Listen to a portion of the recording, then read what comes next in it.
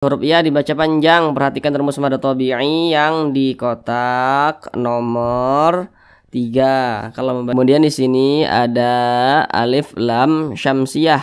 Di sini huruf syamsiyahnya adalah huruf lam atau yang kita matikan, maka namanya berubah menjadi madlin. Madlin itu panjangnya boleh 2 harokat, boleh 4 harokat hingga 6 harokat.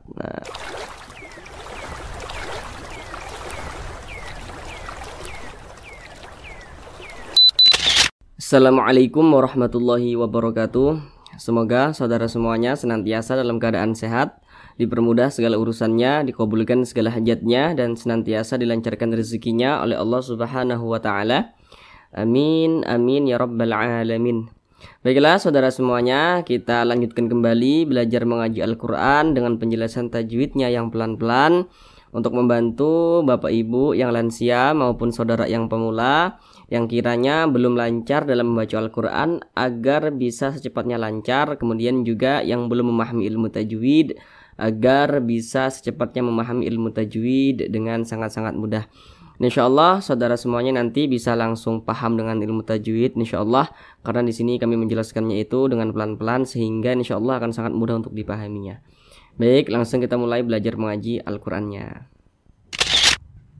Kita masih melanjutkan kembali belajar mengaji Al-Qur'annya ini pada surah Al-Baqarah ayat 187. Karena ayatnya ini cukup panjang sehingga kita bagi menjadi beberapa bagian supaya durasinya itu tidak terlalu lama.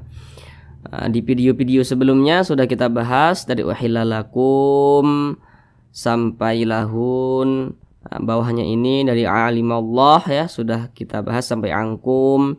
Kemudian dari fal'ana basyiru ini sudah kita bahas juga sampai lakum sini. Kemudian dari waqul washrobu sudah kita bahas sampai minal fajr ini.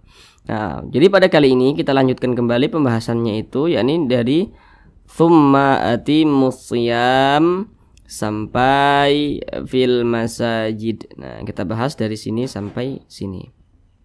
Baiklah, di sini akan kami bacakan terlebih dahulu dengan pelan-pelan. A'udzu billahi minasy syaithanir rajim. Bismillahirrahmanirrahim. Tsumma atimmus shiyama ilal lail wa la tubashiruhunna wa antum aakifuna fil masajid.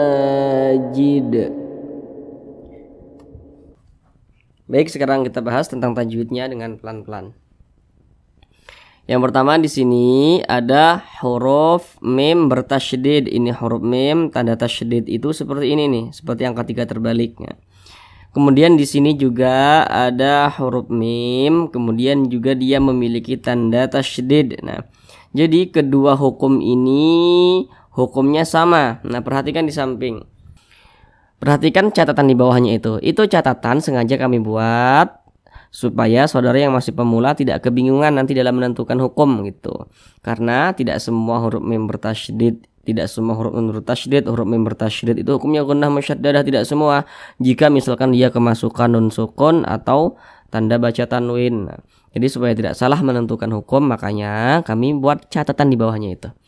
Jadi ini kalau ada huruf nun bertasydid atau huruf mim bertasydid. Nah, di sini yang kita temui huruf mim. Huruf mim bertasydid. Perhatikan di belakangnya sini.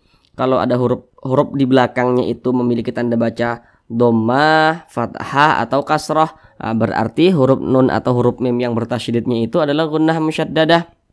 Nah, ini kan huruf mim bertasydid nih. Nah, di belakangnya ini ada huruf yang memiliki tanda baca dhammah. Berarti huruf mim bertasydidnya ini adalah gunnah musyaddadah. Ini huruf mim bertasydid nih. Di belakangnya sini hurufnya ini memiliki tanda baca kasrah. Berarti ini mim bertasydid ini adalah gunnah musyaddadah seperti itu. Nah, tanda baca seperti ini disebut juga dengan tanda baca dhammah atau harokat dhammah. Kalau tanda baca baris satu ke atas disebut juga dengan tanda baca fathah atau harokat fathah. Kalau tanda baca baris satu ke bawah disebut juga dengan tanda baca kasroh atau harokat kasroh. Nah, maka ini gunnah musyaddadah, cara bacanya digunnahkan. Nah, digunnahkan itu suaranya itu kita tahan, kita panjangkan sejenak. Nah.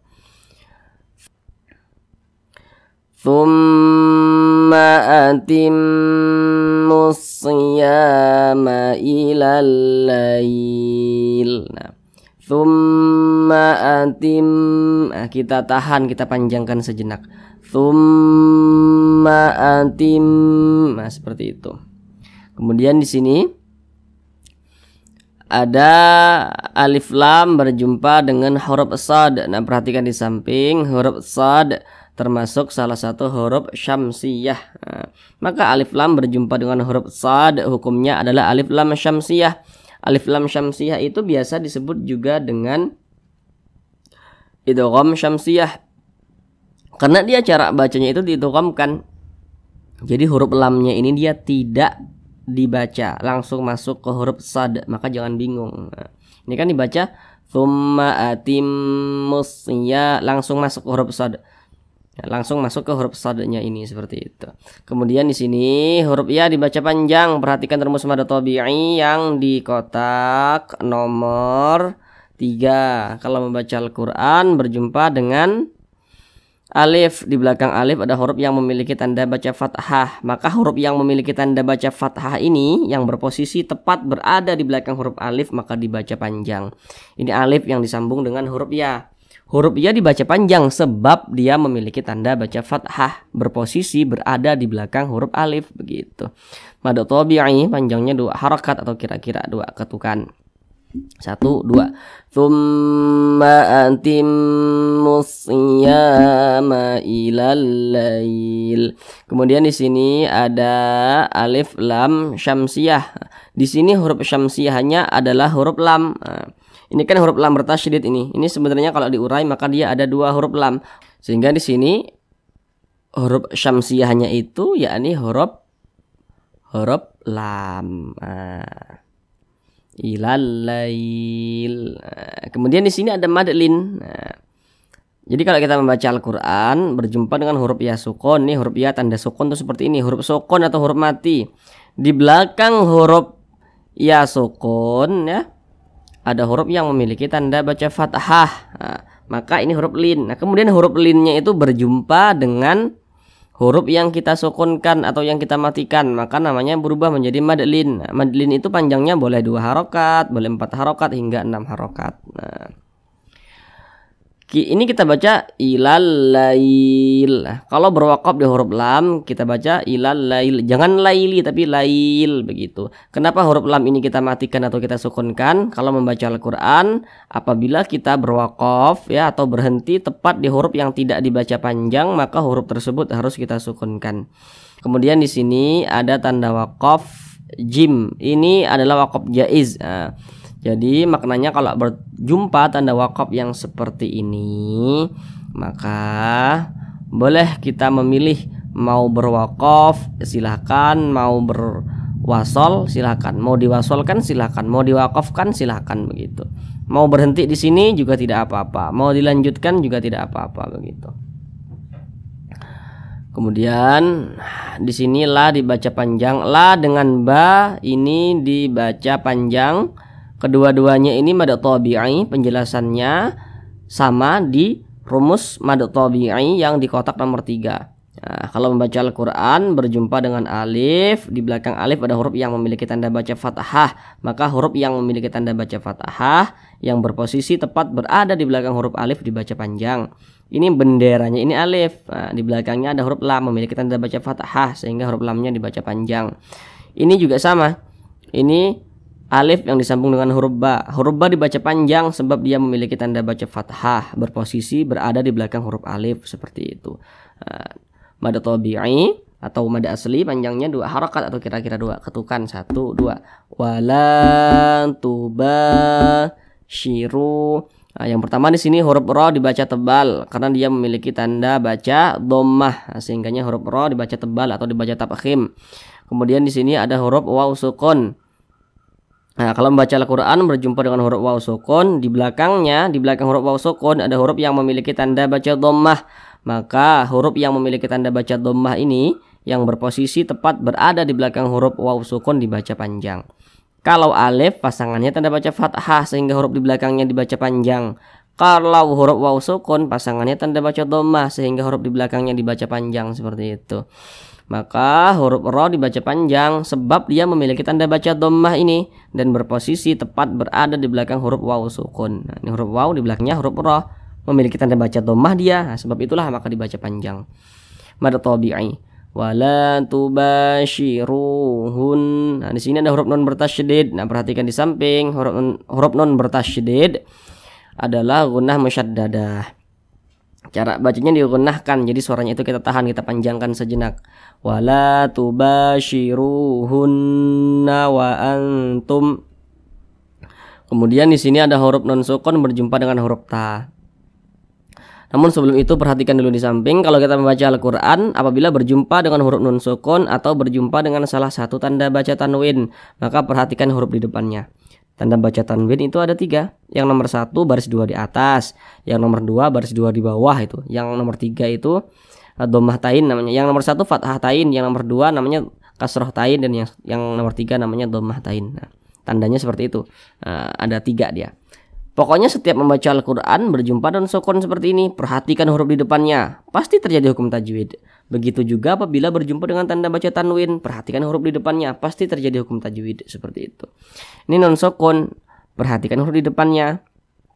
Di depannya ada huruf ta. Perhatikan di samping. Huruf ta termasuk kepada huruf ikhfa hakiki aqrab. Kenapa dikatakan aqrab? Karena makharijul huruf nun dengan huruf ta ini dia dekat, sehingga dikatakan aqrab. Maka cara bacanya itu disamarkan kemudian juga didengungkan.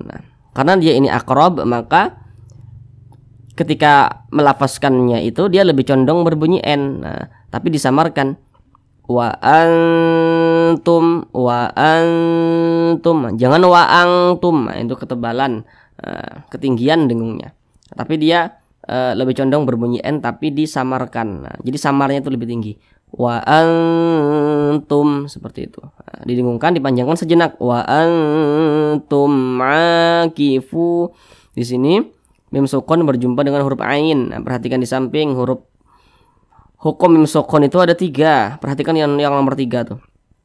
Jadi kalau ada huruf mim sukun di depannya sini bukan huruf ba, bukan huruf mim, berarti hukumnya adalah izhar syafawi. Ini huruf mim tanda sukun seperti ini. Di depannya sini bukan huruf ba, bukan huruf mim, berarti hukumnya adalah izhar syafawi.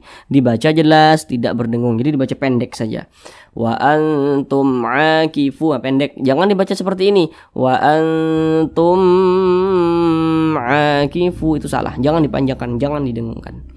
Kemudian a dibaca panjang. Perhatikan tanda mad atau tanda panjang yang di nomor 4. Kalau membaca Al-Qur'an berjumpa dengan alif kecil berdiri di atas suatu huruf tersebut dibaca panjang. A dibaca panjang sebab di atasnya ada alif kecil yang berdiri di atas huruf a ini, sehingganya dibaca panjang. Mad tabi'i panjangnya 2 harakat atau kira-kira 2 katukan. A kifu, fu dibaca panjang. Perhatikan rumus mad tabi'i yang di tengah, yang di kotak nomor 2. Kalau membaca Al-Qur'an berjumpa dengan huruf waw sukun, di belakangnya ada huruf yang memiliki tanda baca dhammah. Maka huruf yang memiliki tanda baca dhammah yang berposisi tepat berada di belakang huruf waw sukun dibaca panjang. Mad tabi'i panjangnya 2 harakat atau kira-kira 2 ketukan. Wa antum akifuna fil masajid. Nah, kemudian di sini ada tanda waqaf berbentuk lam alif. Ini adalah waqaf mamnu'. Jadi maknanya itu dilarang untuk berwaqaf. Jadi kalau misalkan berjumpa tanda waqaf lam alif seperti ini, maka sebaiknya kita wasalkan, jangan kita waqafkan. Nah, jadi kita sambung bacanya, jangan berwaqaf atau jangan berhenti begitu. Wa antum akifuna fil masajid. Kemudian di sini ada alif lam berjumpa dengan huruf mim. Perhatikan di samping huruf mim termasuk huruf qamariyah. Maka alif lam berjumpa dengan huruf mim hukumnya adalah alif lam qamariyah. Alif lam qamariyah biasa disebut juga dengan izhar qamariyah.